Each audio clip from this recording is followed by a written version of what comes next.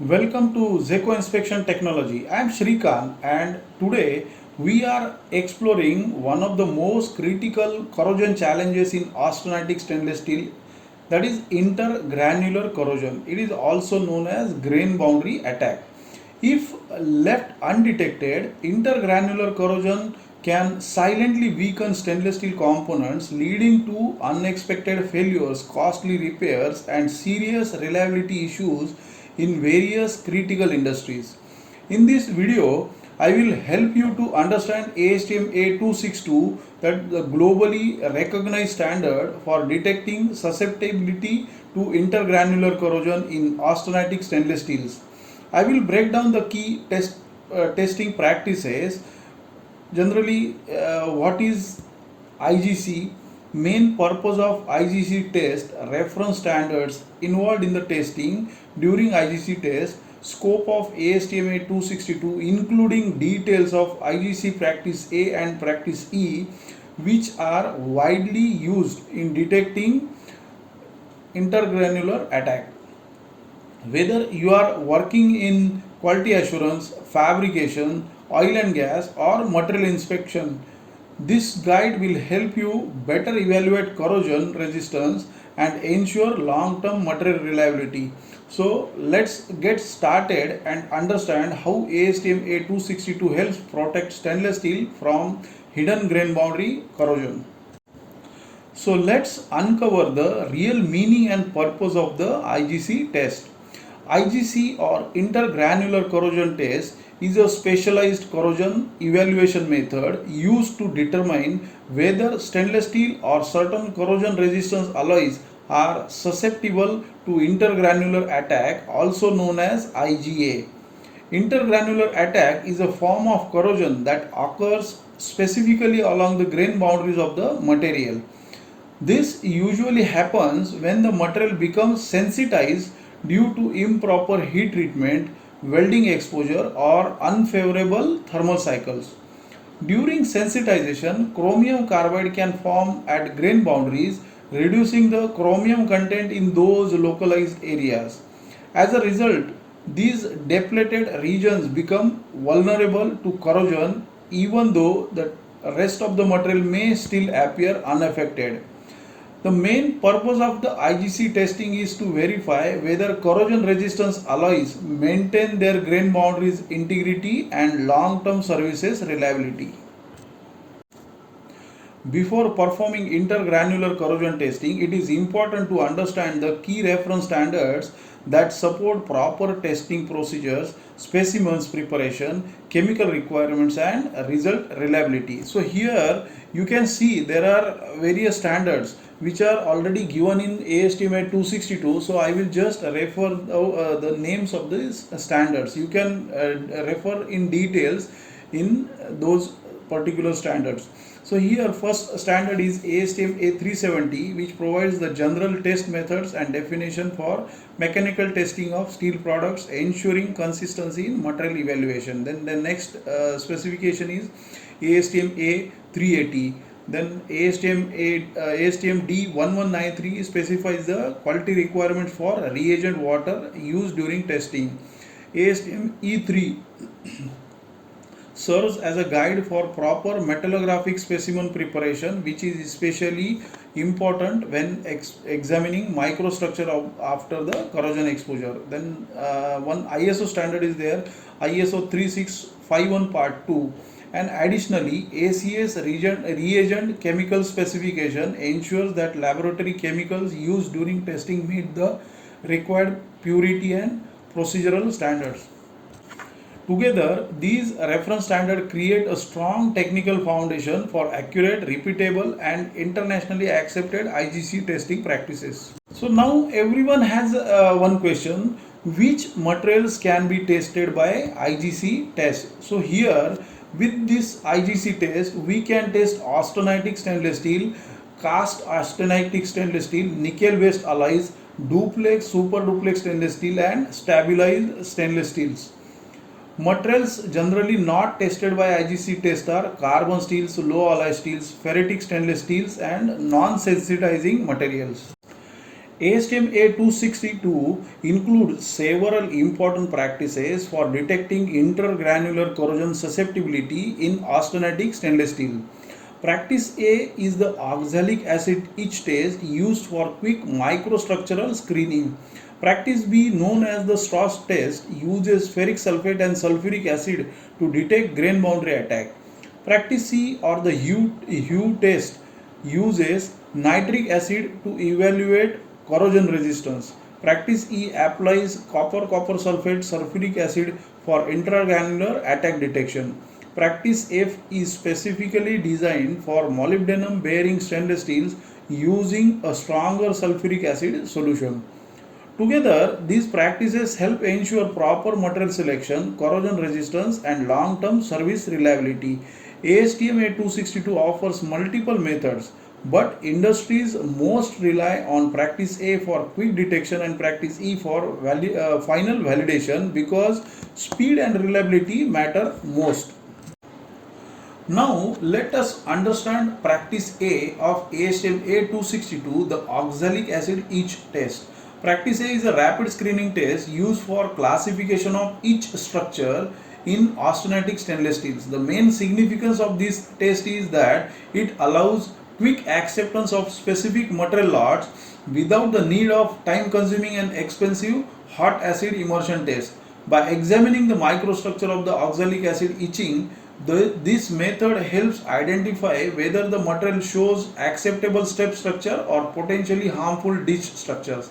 In simple terms, practice A provides fast, cost-effective and initial assessment of sensitization and intergranular corrosion susceptibility.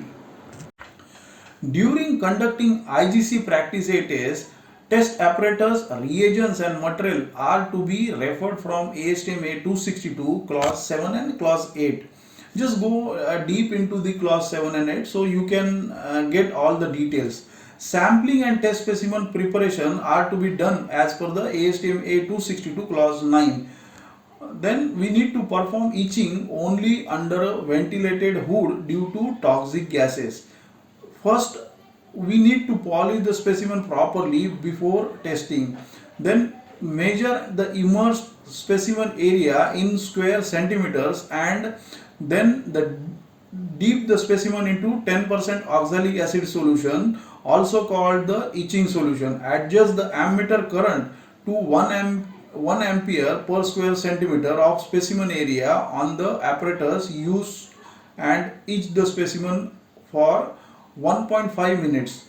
Monitor yellow-green film formation on the cathode and clean the cathode with 30% nitric acid if required. Keep solution temperature below 50 degrees Celsius by using cooling or alternate containers if the solution heats up. Keep the etched area as small as practical and prevent the specimen clamp from touching the solution. After etching, remove the sample from the etching solution, rinse the specimen thoroughly in the hot water and then form a final rinse with acetone or alcohol. For 316 and 317 grades, use ammonium persulfate if step structure is unclear with an alternate etching time of 5 to 10 minutes. Finally, examine the etched structure for step or dual or ditch classification.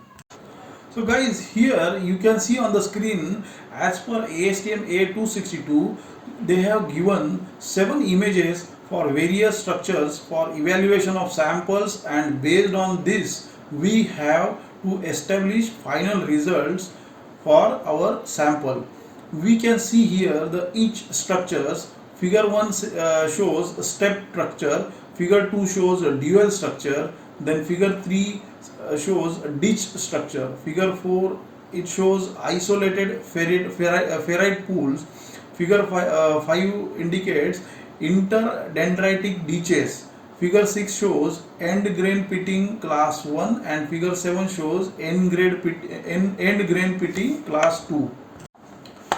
For examination of each surface, use a metrological microscope at 250x to 500x magnification for wrought steels and at about 250x magnification for cast steel. Classify the grain boundary structure into ASTM defined category as explained previously in the figure 1 to figure 7. Here you can see all these figures. So based on these figures, we need to categorize our final results of the evaluation. When evaluating practice A specimen results, step structure alone generally indicates acceptable material, while grains fully surrounded by ditches are classified as ditch structure and considered suspect. Dual structures require closer examination, and if even one grain is completely encircled, the material should be treated as a ditch structure. In casting and weld metals, step patterns may be weak or absent, so pronounced ditches become the primary indicator of intragranular corrosion susceptibility. Additionally, deep black end grain pits may suggest nitric acid susceptibility, and significant pitting may require further confirmation through practice C. It is important not to confuse these deep pits with normal shallow edge pits. So now let us understand ASTM A262 practice E, the copper sulfate 16% sulfuric acid test. Practice E is a reliable confirmatory test used to detect susceptibility to intergranular corrosion in austenitic stainless steels, particularly for welded and sensitized materials used in critical service application. This test is specifically designed to evaluate whether austenitic stainless steels are vulnerable to grain boundary attack caused by sensitization. Its main purpose is to assess intergranular corrosion susceptibility, but it does not predict material performance against the forms of corrosion such as general corrosion, pitting, or stress corrosion cracking. In simple terms, practice E helps verify the long-term grain boundary integrity of stainless steel materials where corrosion resistance is essential. So guys, now let us see the actual test procedure of IGC practice E. First, we need to confirm the applicability of practice E for evaluating austenitic stainless steels for susceptibility to intergranular corrosion using IGC practice E test. For eligible grades, practice A may be used as an optional wrapping screening method. Acceptable step for dual structures may eliminate the need for full practice E testing, while suspect structures must proceed to practice E.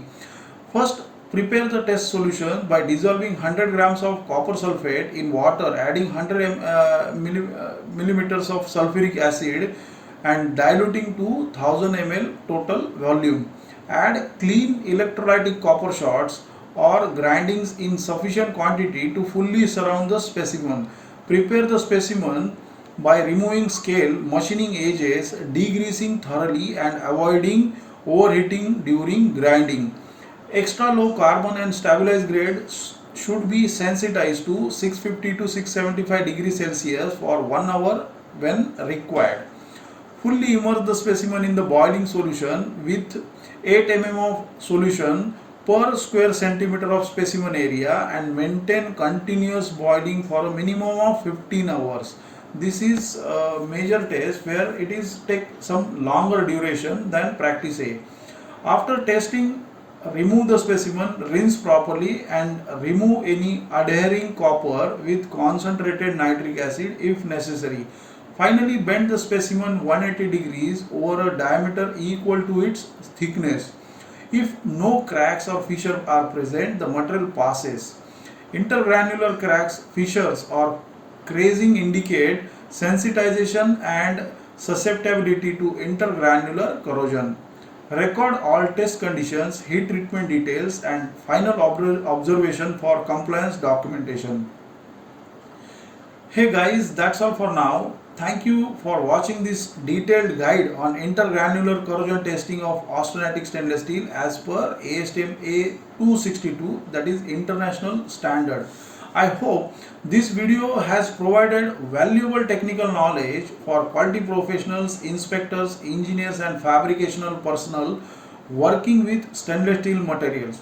If you found this content useful, please like, share, and subscribe to Zekko Inspection Technology with more practical insights on the quality assurance, inspection, corrosion testing, and material engineering. Thank you.